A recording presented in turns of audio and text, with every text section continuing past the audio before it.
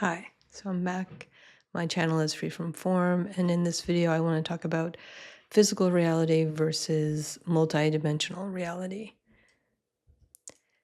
There'll be three sections. One will be the obstacle to switching dimensions or changing your frequency, and 2 is how I shifted my dimension and still do, and 3 is how you can. So what do I mean by switching dimensions? Concept of the multiverse. Let's go back a bit to Richard Feynman's theory, and it is that in quantum space-time, a particle takes all paths possible. It's been a huge influence mostly on culture and pop culture, and this idea of that we potentially live in a multiverse, and that there's a version of us, each one of us, that every time we make a decision, we go a different path. And if you had made a different decision, you'd be in a different dimension. Think of it as every decision you make creates a new path.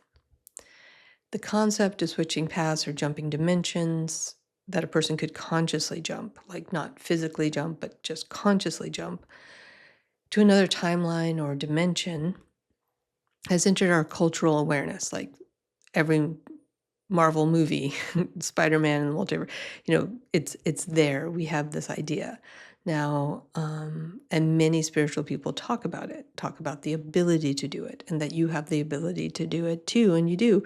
But it can be, the obstacle of the socio-political economic systems we are born into. So there's a very physical, blunt force of the material world that we are born into. How that not only affects the opportunities available to us, but most importantly, how that society sees us, and that which can influence how we see ourselves, or the potential, our own potential, creating limiting beliefs. This is classism, racism, sexism, homophobia. The society and its structure. How that society decides your value, or attempts to, wants to dictate your value to you, the blunt force of that perception, especially when it comes to the previously mentioned classism, racism, sexism, homophobia, and this impacts your life and impacts your sense of self. It can be really annoying when people say, just think differently, and you will feel differently, and your life will change. And though that is true, how do you actually do that? And this is what this video is more about, and gets into that later on. When you need to put food on the table, just this, again, the blunt force of reality, keep the lights on, et cetera, et cetera. You could be very overwhelmed. You could have 2 jobs, 3 kids, or just a very low self-esteem based on how you've been treated by the people around you, what they expect of you. But your consciousness is not physical. And this is where we get into kind of the woo-woo a little bit, in terms of like, it takes a very physical form, your consciousness, your mind, but your mind wanders off all the time. You think about whatever you're thinking about. You're at work, but you're actually thinking about something else. So your mind is occupied by something other than your physical reality. We daydream, we imagine, we even pretend. And these are all things we collectively do separately, but also collectively. We have a lot of collective imagining. But for a little bit of a thought experiment, I want you to imagine that reality is, think of it as a radio. Turning the dial is the same as turning your focus or tuning your focus. And changing that station changes the frequency. You don't travel through space to reach another dimension. You turn the dial in your mind. In theory. So you're changing your focus. And focus and attention, I really want to get into that, is your frequency shifts. Now, frequency, you may or may not believe in it at this point. You will, if you continue down this path of this dimension, you will come to believe in it because you will have experienced it. But if you haven't experienced that sense of frequency, of being a frequency, think of it more as a radio where you turn the dial and change the station, which shifts how you perceive reality or the music you're listening to or the podcasts. Your focus creates your reality. Your attention is so powerful. Corporations spend millions to capture it. All the entertainment, all the TV, all the movies, all the commercials, all the podcasts, all the music, they're providing you with that because they're trying to keep your attention. The algorithm, if you're scrolling right now and seeing this, it keeps you scrolling. It's meant to. It exists to do that, to have your attention. But your attention is a superpower, and it's yours. That's why society tries to control it or capture it. They try to capture your imagination as well by controlling your attention, by entertaining you or distracting you. They attempt to control you, or at least consume you. You're consuming their content, they're consuming your attention and keeping you in a certain mindset. Master your own attention. I'm not saying you're going to snap your fingers and do this, but start to respect your attention. Your attention shapes the world we live in, you live in, we all live in. Same as the algorithm shows you what it thinks you want to see to keep your attention, the universe shows you what you expect to see. Past predicting future, repetition of the day, sunrise, sunset, until it doesn't. It's only impossible until you do it. The most famous, to me, most famous example of this is when it took a long time for people to run faster than 4 minutes mile. Like, that was huge. It was unbreakable. It was unbelievable. No one thought they could do it. And as soon as one person did it, all these other people started doing it because it became possible in their mind. Your focus is your frequency. So when we get to this idea of like frequency, which seems really abstract, just think of it as what you're focusing on is the energy that you're in. So your frequency is the station on the dial. It's the music you're hearing. You can change the station with your focus. And now that you know that your attention is your dimension, that's key. What you don't know that you're choosing a dimension, but you are, in a sense, not to say that you're to blame for the dimension you're in, just saying by paying attention to something, you have the energy of that thing that you're paying attention to. And you can think of that as the dimension that you are in, the path that you are taking. What will you do with this knowledge now that you have it? And I think it's just like a lot, to me, it's about shifting, this like subtle shift. What will you choose to focus on? What deserves your attention? Our circumstances influence what we focus on, the reality we were born into, the job we have, the family we have, the state or city or country we're living in. But it is our thoughts that become things.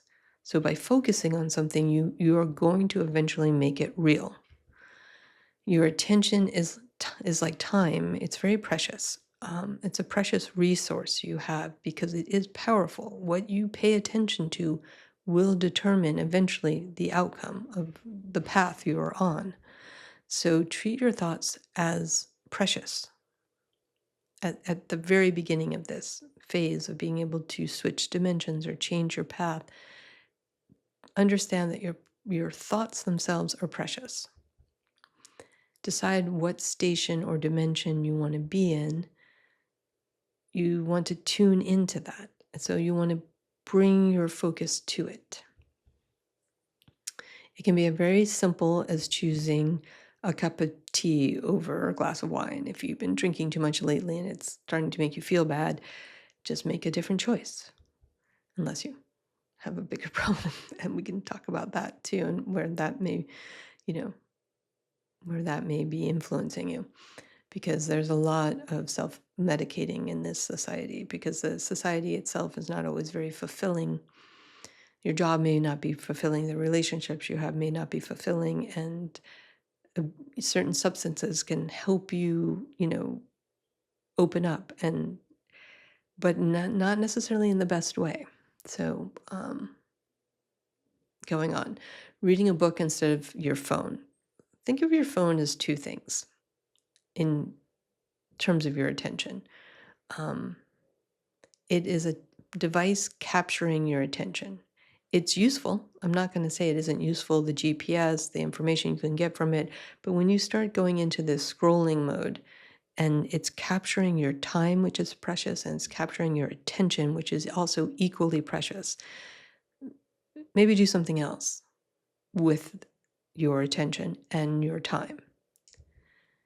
Start small, and soon the ripples of your choices, those small little choices, will become great waves disrupting your reality. It's hard to imagine that such a simple choice, like in terms of the butterfly effect, like one small choice has rippling effects through time and space. And you are choosing certain things. Now, of course, you're born into things, and society is going to tell you a whole bunch of messed up stuff. But the center will not hold, which is a great Joan Didion writings, but it won't hold. As you shift what you focus on, you will find yourself in a new dimension. You will, eventually. Okay, so two, how I shifted dimensions as a child. So this is sort of like where, for me, it kind of began, which was that, and I still do, because I learned the power of my focus and how it rippled through my life. I came from a crumbling family structure, so I grew up in chaos. Luckily, I say, since I was a child, I had access to drawing supplies, because as a society, we still allow children to be creative. We kind of rip it away from from all of us later, unfortunately, because we are all creative beings. Um, I discovered that through drawing, which was something I could focus on, and I don't know why. It chose me, I chose it, but I enjoyed it. And even though the world would be crumbling around me, if I had a piece of paper and a crayon or some colored pencils, which was my favorite, I could draw. And it drew me in, and it was all mine, and it was pattern, and it was representation, but it was also imaginative, and it was material and tactile. And I would just, I fell in love with the process of it. It spoke to me on some level, and it brought me joy, and it kind of saved me. So I didn't know as a child I was making a choice to focus my attention away from the chaos towards something that was soothing me and feeding me. It just, for me, naturally happened, which was incredibly lucky. So we'll get into things later, but because I spent so much time doing it, I did become good at it. And my kindergarten teacher, so I was only 5 at the time, so I was already drawing pages and pages and pages at that point, took notice, because who wouldn't take notice of an obsessive child, and wrote my mother a letter stating that I was an artist. Now, did she know anything about art? I don't know. My family certainly didn't, and I didn't. And that letter changed my life, because to my family, maybe she was some sort of authority or something, but it, because I didn't come from a family that knew anything about art, or thought in those terms of possibility. So, but the letter from the teacher made it real to them. And I became an artist in their eyes. And when the world can see you, and in expression that you want to be seen, it is so affirming and changes you. And it set me free. I took on the identity of it, and I shifted my life through that, through my focus on what I was enjoying doing became who I was. And I shifted, often when discussing shifting dimensions, we get ethereal or spiritual about it, which we should and can, but it is very literal too. Like, it comes through a very small choice of doing something that is good for you, feeds you, makes you feel good. And it seems like a small choice at the time. It didn't even seem like a choice at the time.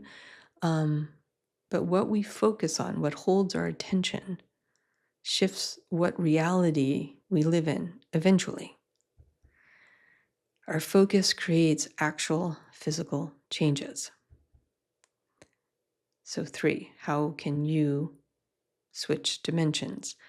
And I want to I want to acknowledge that in your day-to-day life, you may not have time. So when you have no time during your day, my suggestion is super simple and easy. And I think that's always the best place to start, is what's easy, what's available to you. For me, it was pencil and paper as a child. For you, especially if you're an adult, there is a time every day, and it's this time right before you fall asleep. And there are about 30 minutes when you are not asleep yet, in which your subconscious and your conscious are connected. It is a natural state of hypnosis. I learned about it when I was studying hypnotherapy. Having come from guided meditation, I went into hypnotherapy and to see the connection between the two, which is, so that state of when you're falling asleep is a highly suggestible state of awareness. And by awareness, I mean you're not completely asleep. Your conscious awareness is still there, but you're having, kind of extraordinary thoughts going on. You're beginning to dream. This is an ideal time to listen to guided meditation. And I would say to start with guided meditation because it's relaxing, it calms your nervous system down, and it often makes things very available to you subconsciously. So I will have links below in the description too, because on YouTube, as you know, there's very many guided meditations, and I'll pick out the ones that I think are most related to this idea of changing your focus and changing your life. Guided meditations are great and easy, just place to start. It may sound too easy, but that's okay. And maybe if I had started there, you wouldn't be thinking about it the way that I'm thinking about it, which is that it does bring you into another dimension.